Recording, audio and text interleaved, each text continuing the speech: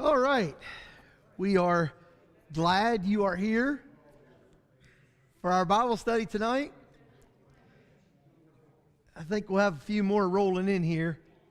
I think Dave Ballman's on his way, and I know my wife is back on her way. She was here and then she left, but she's coming. So glad you're here today. Great to have Doug back with us. Doug, you gave us all a scare.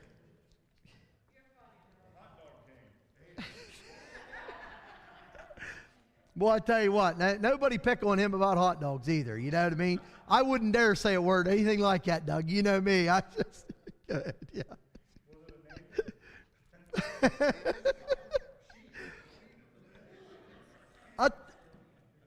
I'll tell you how bad the devil is. I stopped at Sheets yesterday to get a couple of hot dogs for lunch. And you know what? I had an overwhelming desire to take a picture of it and send it to Doug. I thought, get away from me, Satan. Get thee behind me, Satan, you know. We're glad you're well, Doug. Glad you're here. We missed you Sunday, and I'm certainly truly happy you're out of the hospital and doing well. It's good to see you. We're in the last segment of our study on shepherds tonight. We're going to look at the encouragement. So that will not be on the new outline that you have out there. So there's a new outline on the communion table when you come in. That new outline we'll get to in a minute. This is from last week's outline. It is the last point on last week's outline, and it is encouragement. So we have looked at the shepherds. We talked about the expressions and what they are called different times in the New Testament, the word that is used for them. Obviously, we often use the word elder, which is a biblical term. But we talked about all those words that describe shepherds. And then we talked about their endorsements, which are the qualifications. We dealt with spiritually, what is this man like? We talked domestically, what is this man like regarding his family? And then we talked socially, what is this man like, you know, in basically from the outside in? What do people view him as? And then we talk, we're in this section, well, we finished up the section about their efforts. What do they do? What do shepherds do? So sometimes we get the idea of the qualifications and then we stop. But like the qualifications are what enable them to do the work that they are to do. And it is a very, very great work. In fact, Paul said in 1 Timothy 3 that if a man, you know, strives, if a man desires this, it's a good work. He desires a good work.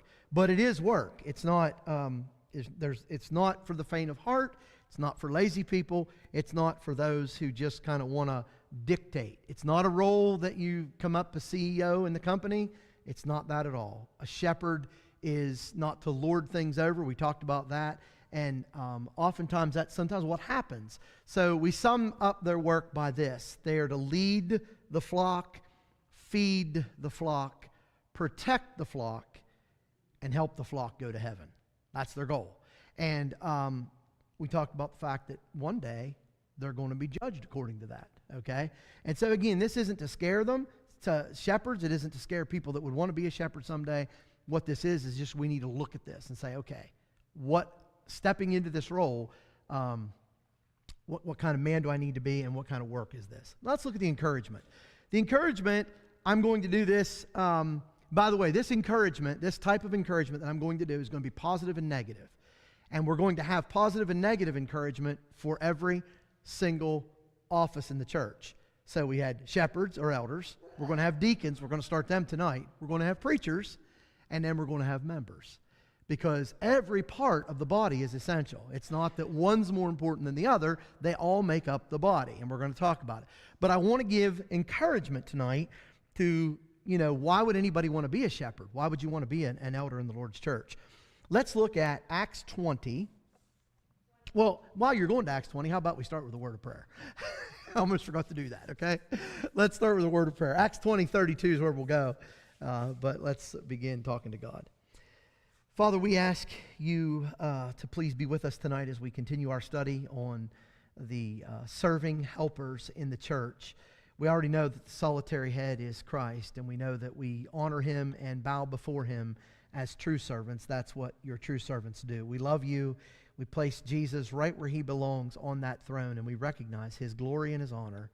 Father, help us to be active members in the kingdom, no matter what role we are involved with, whether it be a shepherd or a deacon or a preacher or a member. Help us to be active in that role. Help us to be faithful in that role. We want to go to heaven when life is over. That's why we are part of your church. We're part of the saved, so we can be saved on that great day. We want to go to heaven, Father, and spend eternity with you and the Son and the Spirit and all the saints who've been faithful. Help us to never lose sight of that goal, and help us to be faithful so that we might be found acceptable in your sight. Praise your name. Through our advocate, Christ, we pray. Amen. All right, Acts 20 and verse 32. And now I commend you to God. This is Paul closing out his speech to the elders at Ephesus when he called them down to Miletus. He said this, and now I commend you to God and to the word of his grace, which is able to build you up and to give you an inheritance among all those who are sanctified. So what's the encouragement? Well, a shepherd that's faithful is going to be, number one, built up. He's going to be encouraged, but ultimately he's going to get to go to heaven. He's going to get to have a reward at the end of life. And that's why a man would want to be a shepherd. That's why a man would want to be, that's why a woman would want to be a Christian. That's why a man would want to be a Christian. Why do we want to be part of this? Because we want to go to heaven when life is over. And so faithful shepherds, guess what?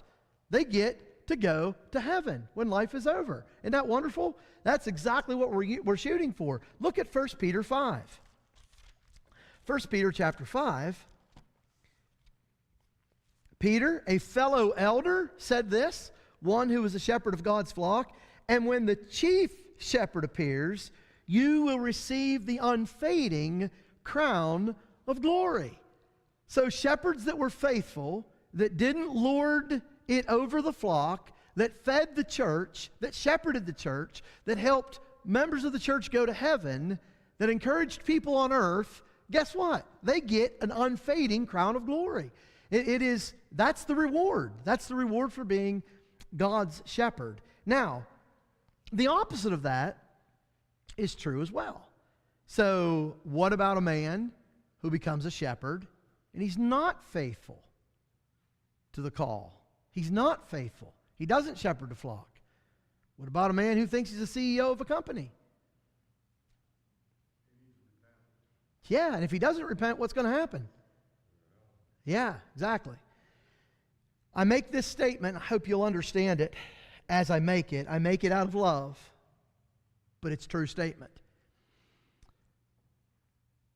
I believe there are men that can go to heaven as a Christian, but when they become an elder, they will lose their reward. Now, you might scratch your head for a minute, let it sink in, let it marinate for a minute.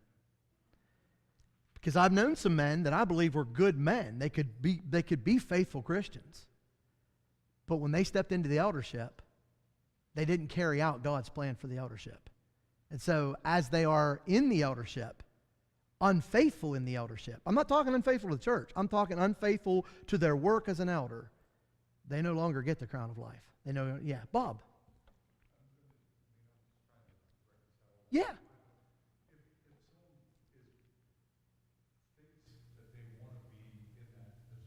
Sure.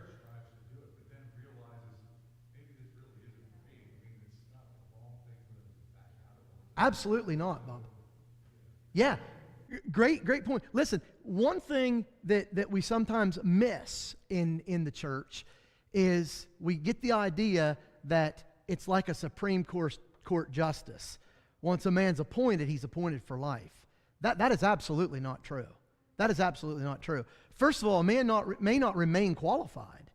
If he loses his wife, he's no longer qualified. If she dies, now, do we love each other? Do we be patient? Like, do we say at the funeral, we're standing there at the casket and say, hey, brother, I just want to let you know, like Sunday, you're going to have to resign from the eldership. I mean, we love you, but your wife just died. But, no, come on. We use a little bit of love, right? Right. And most good shepherds you wouldn't even have to bring this up to. But I'm telling you, I know of a congregation, I know the congregation well, that a man served 13 years after his wife died as an elder. Now, I can tell you a little bit more about that eldership that would just blow your mind. They weren't qualified. He wasn't qualified, but he would not step down, and the church wouldn't do anything about it. I think the church was as in bad a shape as he was. Somebody needed to step up and say, brother, you're no longer qualified. I know this goes against feelings and it doesn't make me very popular, but it's true. Bob. So if an elder's wife would pass away, that would take him out of it? Absolutely. But he would still have been the husband of one wife. You said it, Bob. You got it. He was the husband of one wife. He is not the husband of one wife currently. Yeah. No, I think you were away that week. We dealt with that qualification. So an elder must be. Look at it this way, Bob. Think of it this way. So a man must be temperate. Okay? Let's say he gets older and he loses that quality. He no longer is temperate. He's just losing his temper all the time. Is he still qualified to be an elder? No, he's not. If he has a wife and he's married and he qualifies other areas of qualifications and he's an elder and then his wife dies, is he any longer qualified? He's not. He's not. And, you can read books where brethren will disagree with me. That's okay. I'm not here to debate brethren. It's not my job. I'm going to tell you the truth of the matter. And an elder must be. And I think it's really clear when you think about any of the other qualifications. Like, which of the other qualifications would he not have to be? What if, okay, let's talk about this really happens. What if a man is an elder, he's qualified to be an elder, he gets into the elder, and then he starts getting dementia? It's a terrible thing. It's horrible. But can a man that can't remember, a man that like, is he qualified? I'm not trying to be mean, folks. I'm saying, can he shepherd the flock of God? No. And that's hopefully where a good mate would be, where a good wife would come in, and a wife would say, honey, let's you've been so faithful to this. Why don't we go ahead and get out of this? Why don't you step down gracefully and let's let somebody else step up and do this in the church?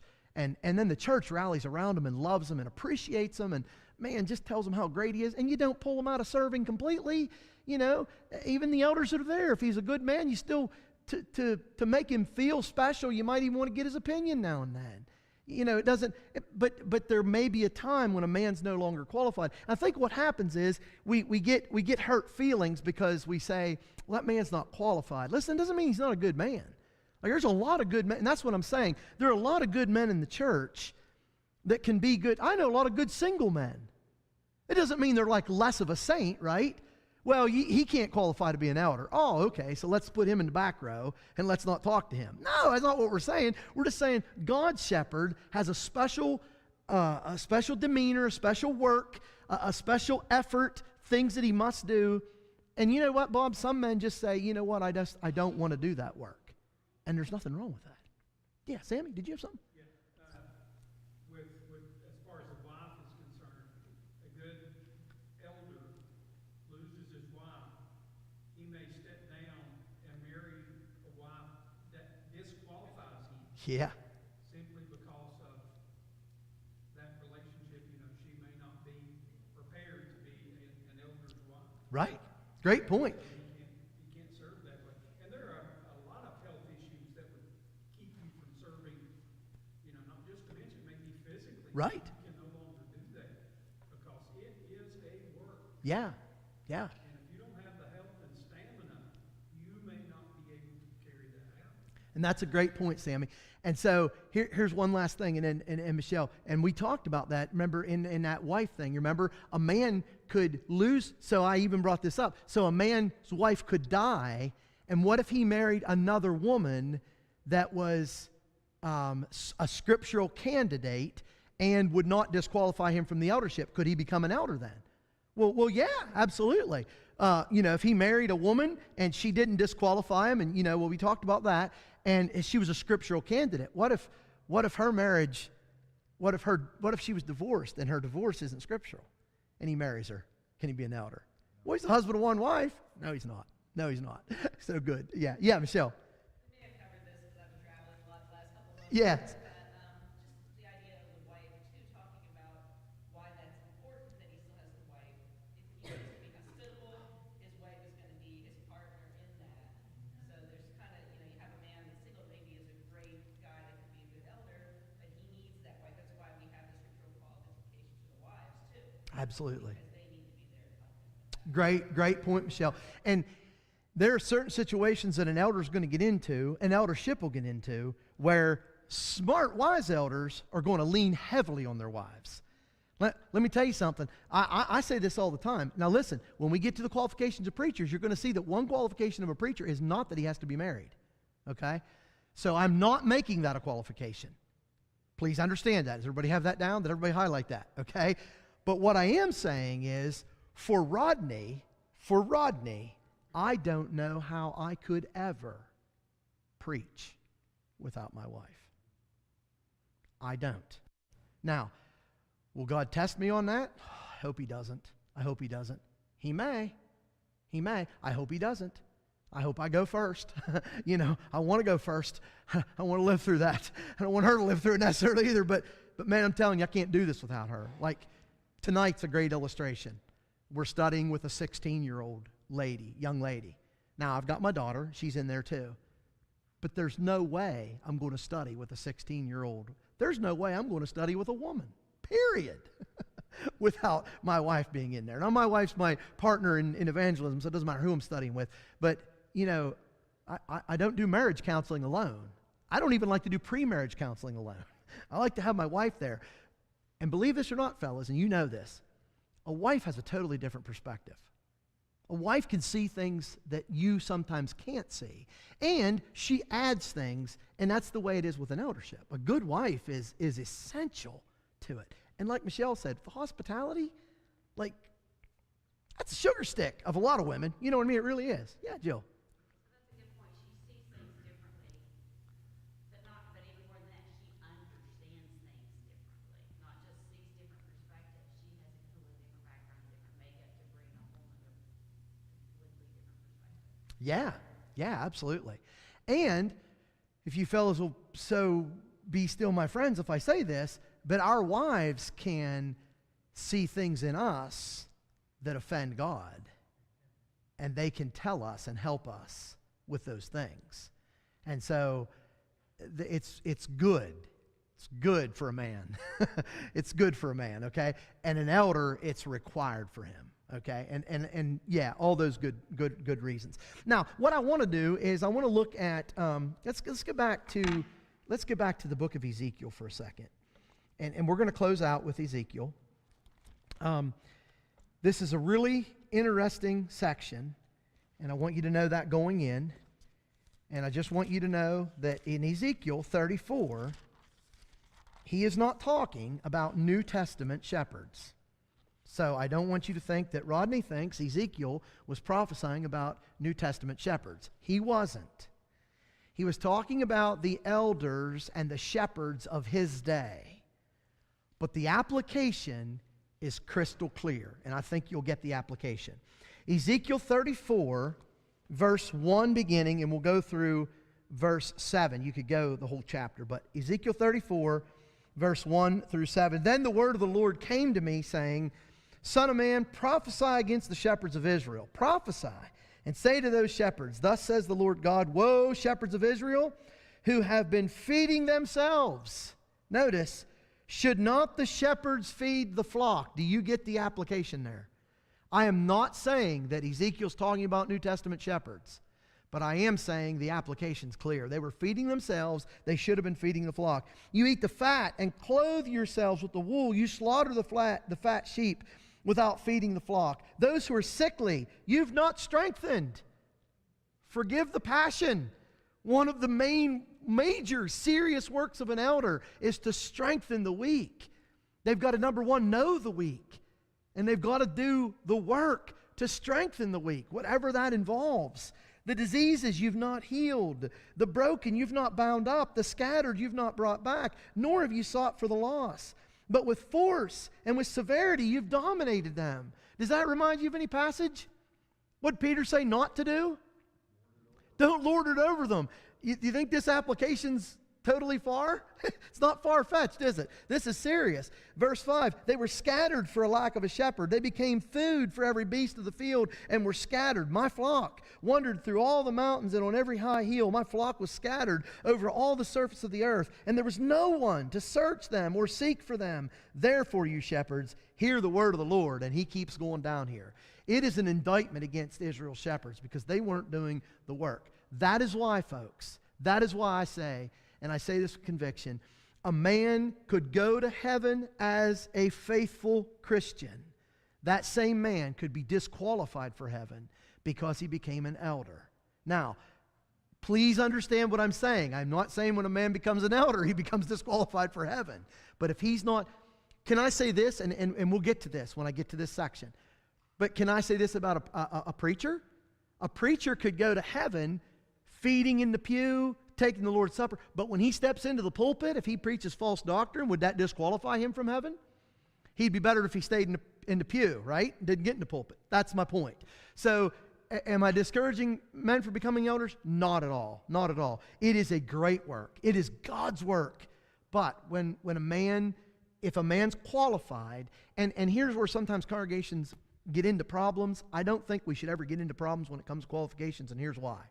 If a man's truly qualified, it's going to be evident. It's going to be evident. This man's qualified, okay?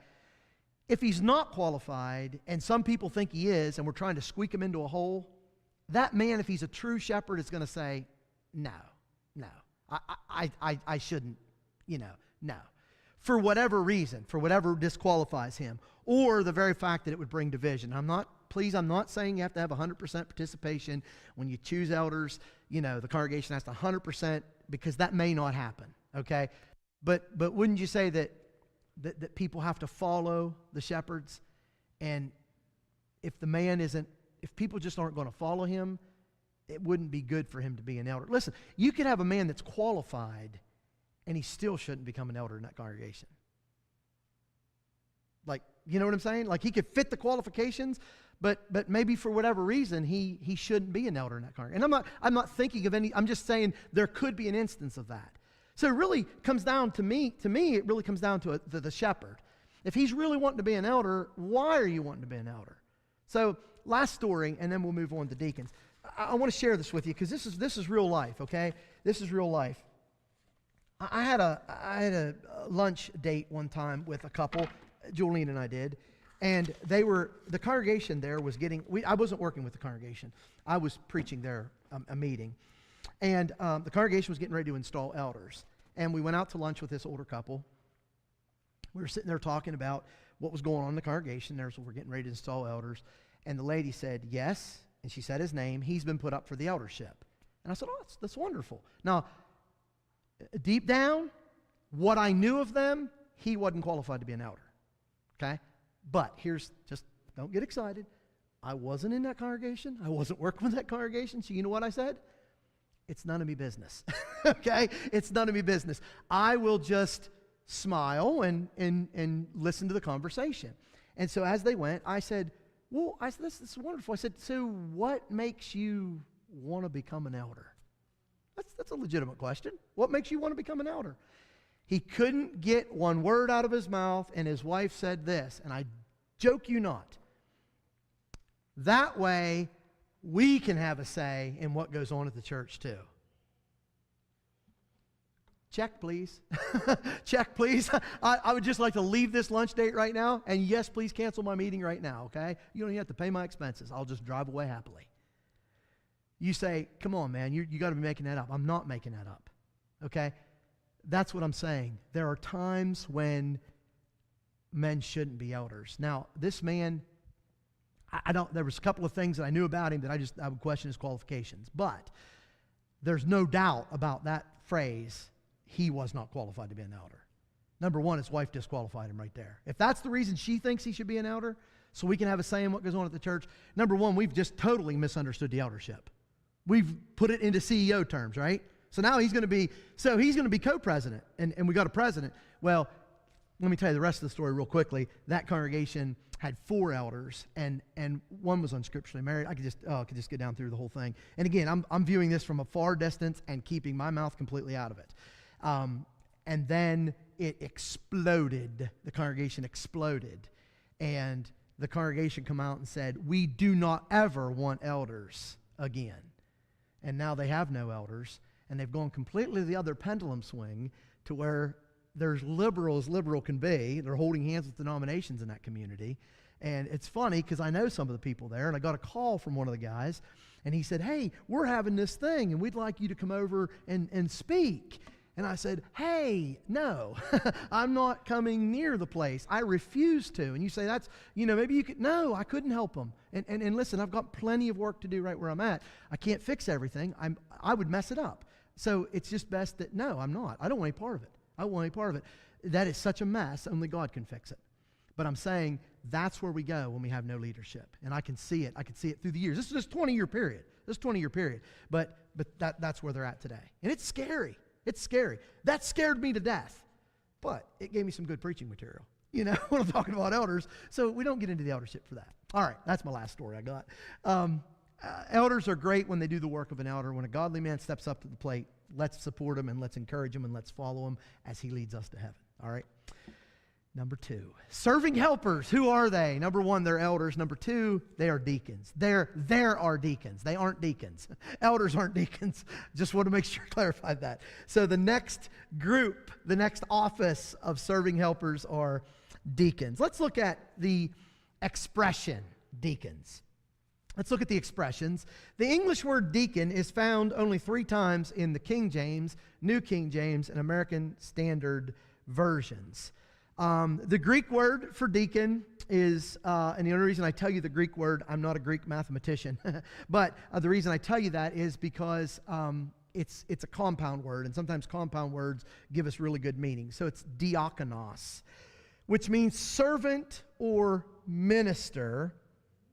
It's found, the word diakonos, not always translated deacon, it's only translated deacon 3 times, but the word diakonos is found 30 times in the Greek New Testament.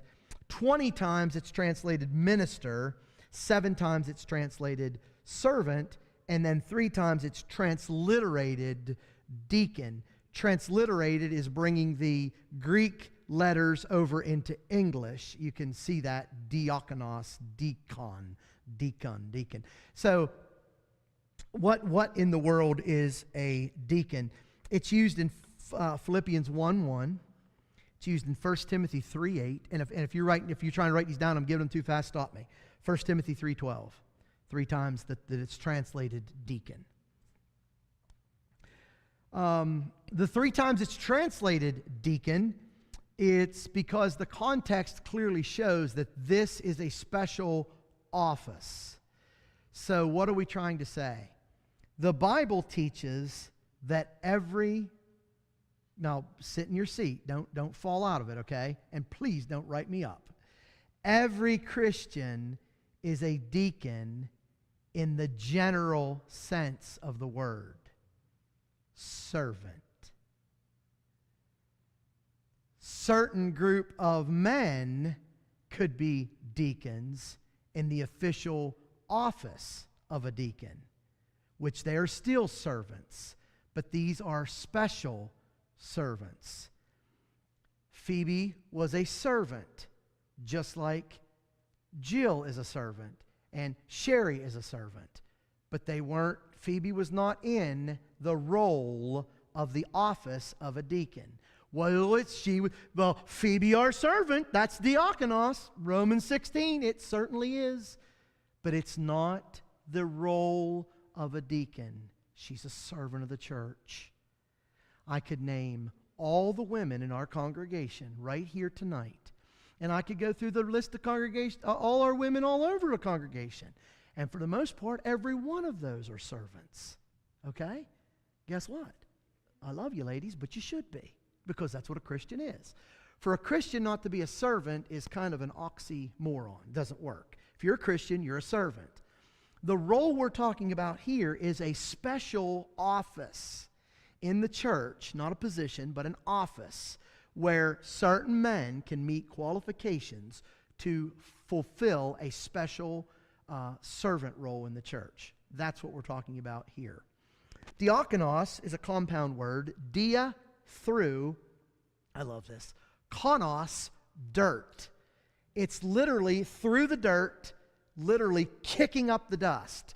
So if you think of a diakonos, you see somebody that's running through the dirt. And what's he doing? He's kicking up dust, i.e. they're dust kickers. Okay? Now, I don't know if you love that as much as I do. Charles Hodge Jr. said it like this: deacons are to be live wires, not deadheads. I love that. What are they? They're dust kickers. They're promoters. They're pushers. They're workers. They're before the congregation. They're capable, competent men that are encouraging the congregation in specific areas of work. Okay? So that's so important. And the reason I say that is because sometimes in the church, and I love the church. I'm not speaking poorly of the church. I'm saying sometimes our humanity steps in, and what we end up doing is we end up installing men in a special office called a deacon, and we don't give them a job. They're a deacon. So what do you do? Well, I'm a deacon down there. Oh, okay. So what are you deacon over? Well, just whatever needs done. You're not a deacon.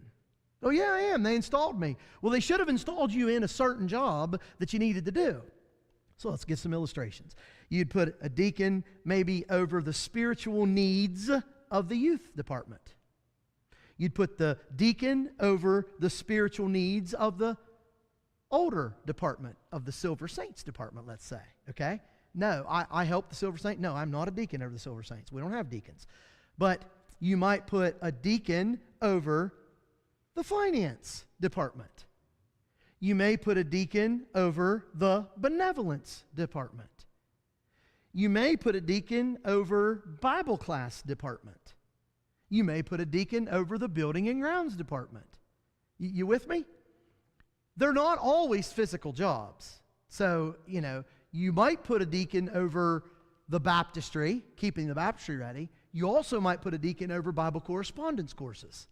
That's not physical. Well, it's physical, but it's spiritual, okay? So deacons, there's a special role. Well, how in the world do you come up with those roles, Rodney? Well, you just look out among you and you say, this isn't getting done, and we need a man that's competent. Now, that's why it's important, and as we go down through these endorsements, you'll see why the man has to be qualified. Because what ends up happening is if you put a man that's not qualified over something, he's not going to do the right job. He's not going to do a good job. You got to set people up to succeed. Now, again, in our congregation, we're just working with meager circumstances. We're just doing the best we can here. We know that. We don't have elders. We don't have deacons. You struggle with a preacher, so we don't have what we need. But we're struggling. We're doing the best we can. The point is this: sometimes you have to do the best you can, okay? But ultimately, God's role, God's design is to have men that are qualified over areas of service, and then those jobs get carried out. And let me just say this, and then we'll go into the endorsements. So those are the expressions, the endorsements. You don't put a man, for example, okay, I just use myself as an example. I am not a deacon. I'm not trying to be a deacon. I don't want to be a deacon, okay, in the office role, that role. I'm a servant, but I don't want to be in the office role of that. But I'm going to use myself as an example, because if I offend myself, I'll make myself a cup of coffee and we'll be friends again, okay? You wouldn't put me over the decorations in the auditorium. I'm not even saying that's like a big deacon role that needs to be done, like we have to get the decorations done in the auditorium. I'm just using that as an illustration. You wouldn't put me over, for example, the flowers arrangements. Well, why not, Rodney? You like flowers, don't you? I do, but that's not my forte. Like, I don't arrange flowers. I like them. Yeah, I like them. You picked flowers for your wife, didn't you? Well, then you'd make a good deacon. No, I wouldn't. So what, Rodney, what would you do? Well, let's not put Rodney over, if Rodney's a deacon, let's not say, Rodney, I think you'd be good over the finances. Why? Because Rodney needs a calculator to add 15 plus 2, okay? I don't like math. I'm sorry, Jill. Please don't be offended with me. I just don't. It's not my forte. I do it when I have to do it with what I have to do. That's it. So you don't put a man like that over the finances. Well, what are you good at, Rodney? What are you good at? Well, I don't know. We're trying to figure that out. But if you found something that a man was good at, maybe that he had a forte at, you'd say, hey, you know what? That needs done. And so what we're going to do is we're going to put that man over that. We're going to put that man over that. Why? Because he's proven himself, and we're going to get to that in a minute. He's qualified to do that work. So let's talk about the endorsements. Let's go to 1 Timothy 3. And by the way, those who may not have been here before, the endorsements, I'm just simply using that word to talk about the qualifications, all right? Qualifications begins with a Q. It doesn't begin with an E. I can't use it, so we're going to talk about endorsements. So endorsements, how is this man endorsed? What is he? What is he capable of? Well, let's look, first of all, we're going to talk about his faith. His faith. So a deacon is a man of faith, okay? He is, now I said elder. An elder is a spiritual giant. A deacon may not quite be the giant that the elder is spiritually, but he's certainly not a dwarf, okay? So he's growing and maturing, and you see a man of faith.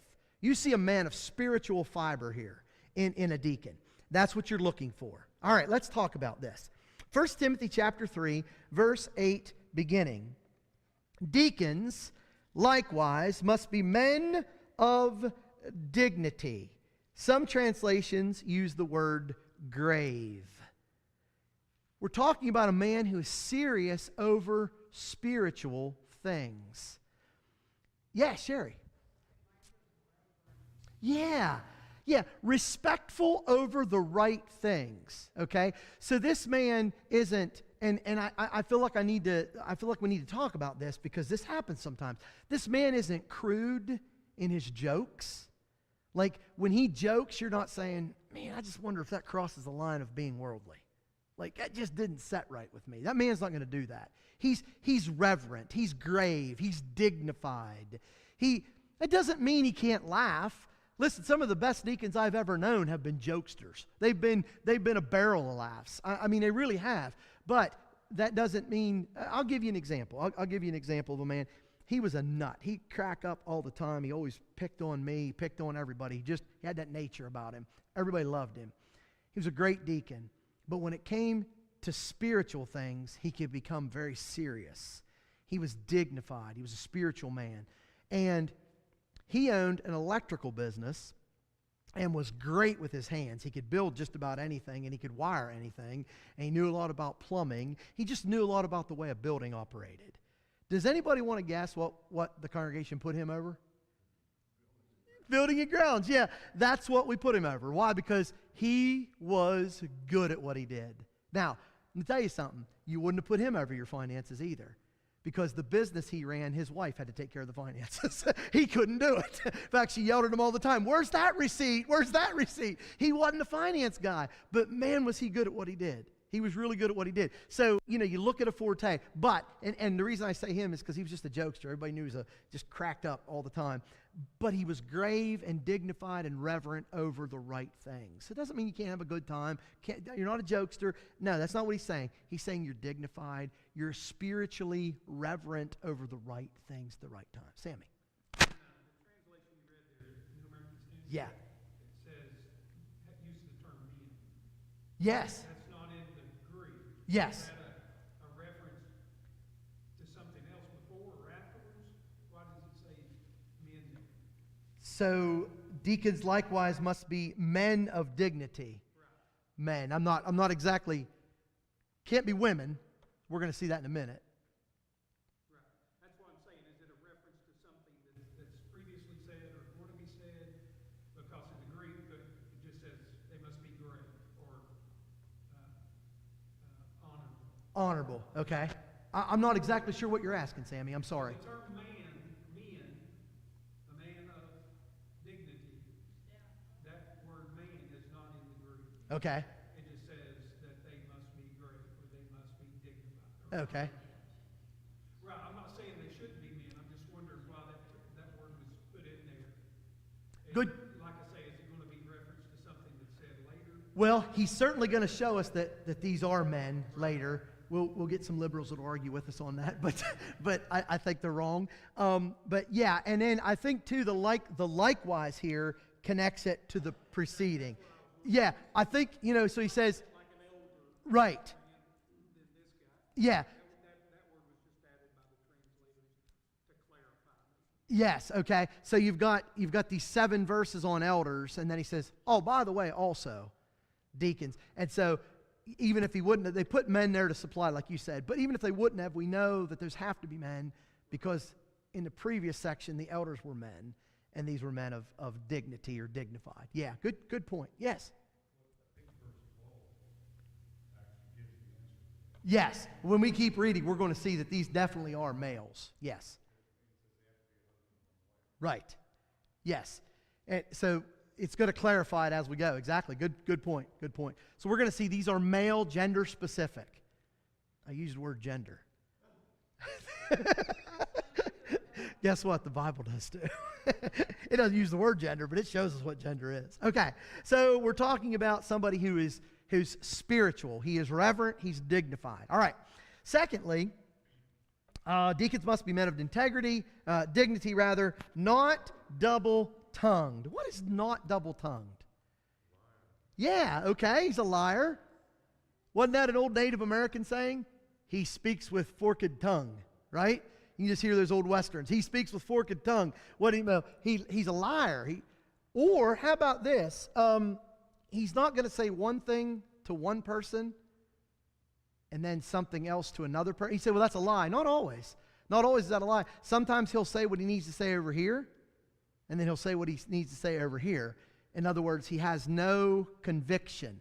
Have you ever met anybody like that? Yeah, I mean, I knew a man like he was a good man, but like he absolutely, like, I joked with him, but he knew my point was clear. I would sometimes go up to him, and we were brothers. We loved each other, but I don't think he was very honorable in this, and we talked about this. We talked about this intimately.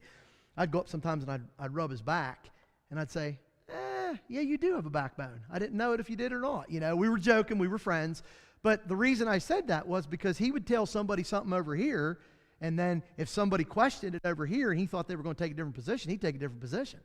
And it was like, come on, brother, get like a backbone. It's okay if you make her mad. Just tell the truth. Just don't be double-tongued. Don't be switching what you think, what you believe.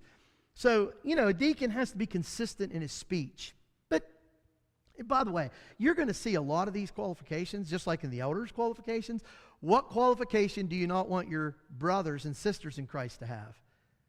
Well, only deacons in the role of in that office should not be double-tongued. Christians, you can be double-tongued all you want, right? No, that's not what he's saying. These are exemplary Christians, right? These are examples, all right? We're going to see that.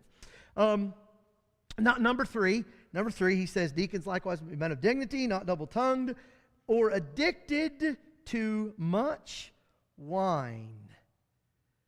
Now, do you notice something different about the deacon's qualifications regarding wine and the elder's qualifications regarding wine? Yeah. So here's my recommendation to you men. If you ever want to become anything in the church, I would recommend you become a deacon, because then you can drink a little bit and have a little fun with alcohol. But once you become an elder, you've got to be a teetotaler. Now you say, are you being serious, Rodney? No, I'm speaking with forked tongue, okay? I am joking with you. I'm saying that's the theology some of my brethren have, and that's not clear theology. Why would Paul tell Timothy, not given to much wine, some say not addicted to wine? Why would he give that little caveat there? Any ideas? It could be.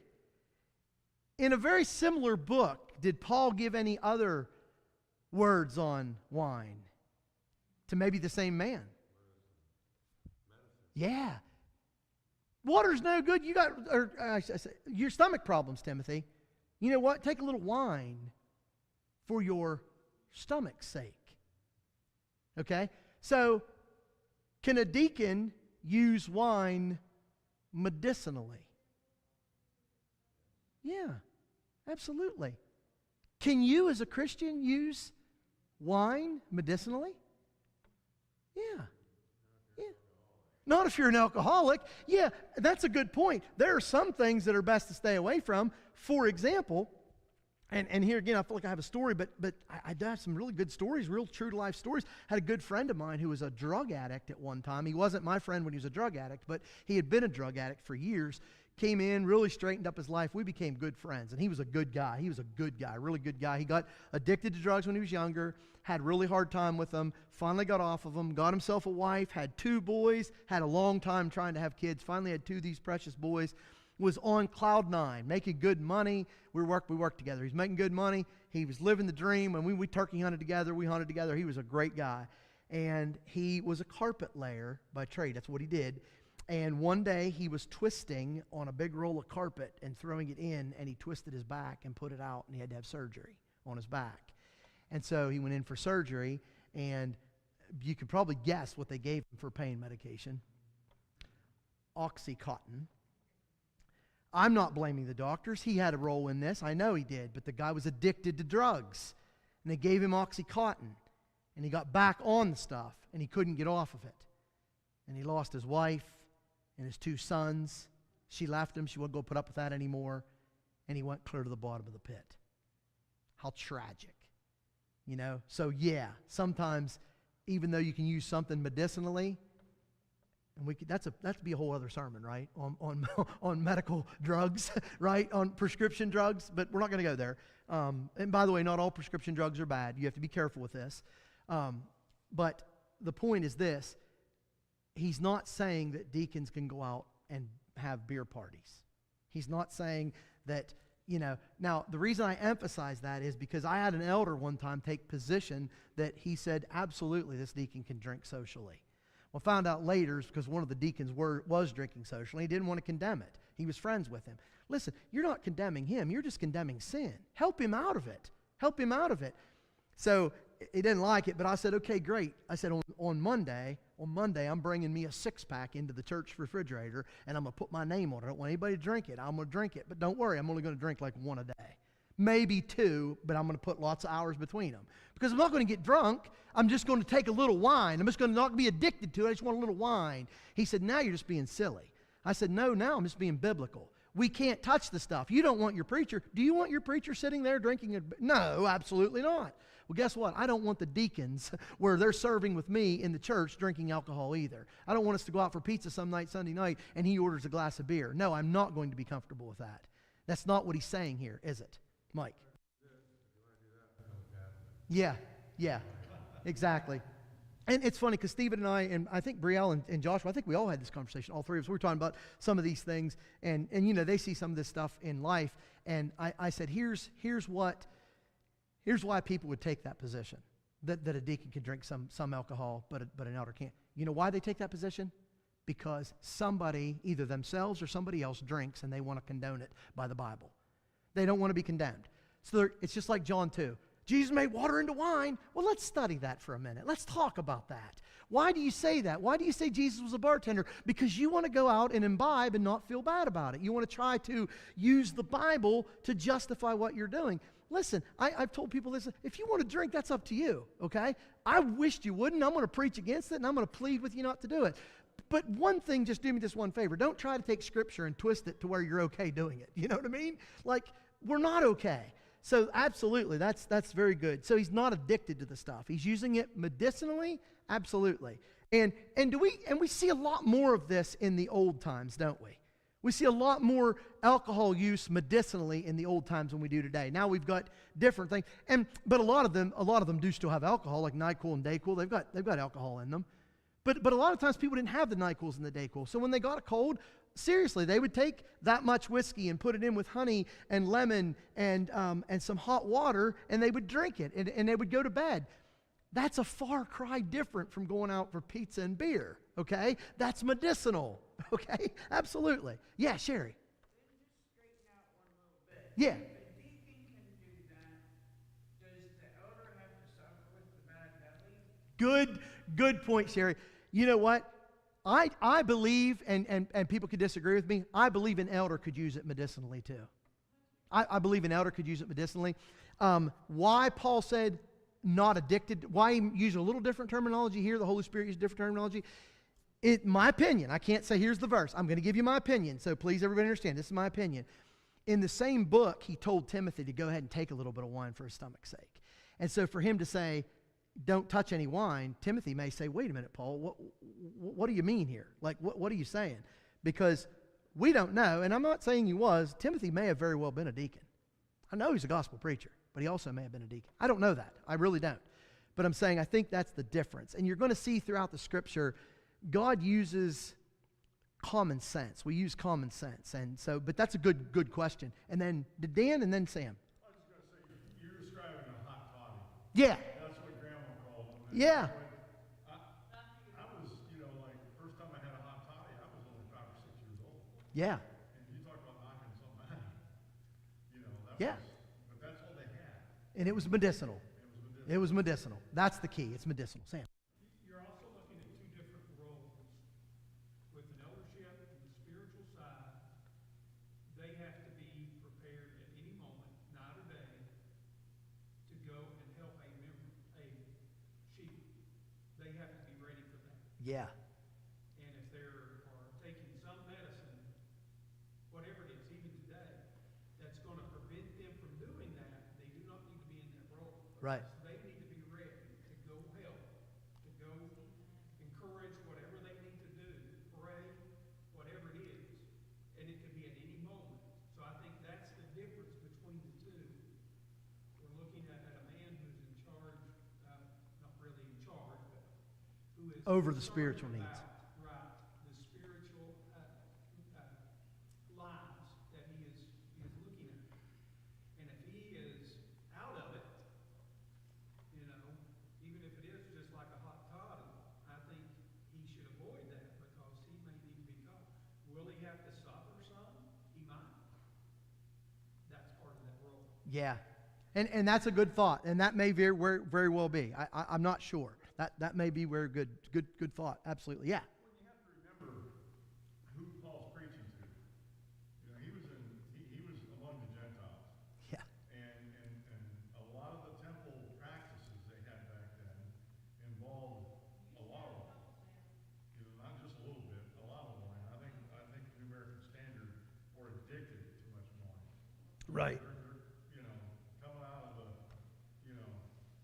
coming out of any other denomination and coming into the Church of Christ, there's going to be things you have to leave behind. Yeah. And it takes a while. Right. Sure it does. Sure it does. You're not going to get out of these things overnight. And I think the deacons here, that could have, this is Dan says, just reasoning it out, that maybe some of them did come out of those pagan religions where they use a lot of wine, he's telling them, don't be addicted to it. And Right. eventually they, once you're away from it long enough, the addiction, the physical addiction's gone, the mental addiction, I think, takes a lot longer. And to get over with. And even in these roles, let's just talk a little bit. Let's just use. We're using common sense here. But what I'm saying, let's just talk about a little bit of common sense. So even a Christian, and I say just a Christian, it's not just a Christian. Let's say a member. Let's say a member of the Lord's church. He's not in the role of a deacon. He's not in the role of an elder. Not in the role of a preacher. He's a member, faithful member. And let's say he sits down and he says, you know what, I'm a social drinker. I'm a social drinker. And let's just say for the sake of argument that he can have one beer every night after work and it doesn't affect him. But, it will affect him. Alcohol affects you regardless. But I'm saying he's not going to become an alcoholic. Let's say he's not going to become drunk. Okay, so Rodney, what's wrong with me when I do that? What's wrong with me when I do that? I'm going to illustrate something with you, okay? And I'm telling you this just because I think it's really ironic. I wanted to try some bratwurst. I make bratwurst. We make bratwurst, make all kinds of stuff. I wanted to make some beer bratwursts. They're really good. The alcohol is cooked out of them, okay? I wouldn't take them without it. I am completely scared to death to even go that route, okay? I am. But I really wanted to make these beer bratwursts one day. So this is a couple years ago. So I said to Jolene, listen, I'll swing by Sheets. You can go in there and get one beer, because that's all I wanted was one beer. And I'm going to come home and I'm going to, like smuggle this thing out of Sheets. I don't want anybody to see me because my lands, there I am drinking. No, I'm not. I promise you. I'm going to make bratwurst and we're going to cook it out. And I go in and I grab that can of beer and I walk up. Now, you may think less of me. I hope you don't. But I'm going to tell you how this stuff works. I walk up to the counter, I pull out my wallet, and I go to pay for it. And I hear behind me, "Hey, Rodney." I thought, you got me, Lord. I knew I shouldn't have done it. I turned around, and there are two boys that ride my bus. I kid you not. What do you do now? I turned around, and I said, "Fellas," they didn't even see it, but I did. I said, "Fellas, I promise you," and their mother was standing there. I said, "Listen, I don't touch this stuff. I'm a teetotaler. I'm making bratwursts, and I wanted to dump this in." It was a 12-ounce can. I wanted to dump this in to a batch of, I think it was 10 pounds of meat, and it would give that hops and barley flavor, and I will cook it out. She goes, "Oh, I don't mind." She goes, "You can drink as long as you don't do it when you're on the bus with my kids." I said, "Ma'am, listen, it's important for me to you understand this. I don't drink. I do not touch the stuff." I walked out of there and I put that in my truck, and I said, "You know what? Shame on me." Now, did I sin? No, I don't believe I sinned. But what was my influence like? And let me tell you something, I wasn't even drinking it as a social drink. I tell you that because I say, what about Joe Schmo down here that's a member? And let's say he is drinking it for... Now you say, well, people can't just look on the outside and automatically make a judgment. Let me tell you something. A 14-year-old that is struggling with whether he's going to grow up and drink beer or not, and he sees a man in the church that he loves is drinking beer as a social drink, what do you think he's going to do? Exactly. And he may be the one that is addicted to it and become an alcoholic. My point is, a Christian has no place in his life for alcohol. You say, so what do you do with the recipe? I make beer brats without the beer now, okay? Because I'm not about to go anywhere and get one. I still am embarrassed by it. It was terrible. Like you could just feel you sinking. And you know what I said? I got you, Lord. Thank you. Thank you for showing me what to do. And by the way, even when my kids were little, if I would have, and they were littler, I would have smuggled that in. They'd have never saw it. You know, I'd have smuggled it because I wouldn't want them to think that. Well, Dad's buying beer, he's drinking. You know, no, he's not. So I just want you guys to know that I have kicked the habit and I don't eat beer brats anymore, okay? I'm good. I'm sober. But I'm telling you, you know, let's think about this stuff. Let's think logically for a little bit. Even if a person wanted to take the position that a man well, he's not addicted to it. What's his influence going to be? He's a deacon in the church. What is he? He's a spiritual giant, right? Or maybe he's not the giant that the elder is, but he's not a dwarf either. People are looking to him. He's looking as an example. And so it's important that we understand that. Okay, any questions or comments on that? Okay, let's come back next week. We're going to deal some more with these endorsements, and I'm excited because we're going to go through, you know, the deaconship. We're going to talk about deacons. We're going to talk about their role. We're going to talk about their efforts, what they do in the church, and then we're going to talk about their encouragement. And then don't you worry, because we're going to get to preachers. And if you think I'm easy on preachers, you're wrong. I'm not. I'm very hard on them, and we're going to tell the truth about preachers. What are their endorsements? What are their qualifications? What are their expressions? What are they called? And we're going to deal with all that. So this is the New Testament church study, and we are looking at the structure, her formation, her solitary head Jesus, her serving helpers, elders, deacons, and we'll go right down the line. Questions or comments? All right, great. So let's have a couple of quick announcements.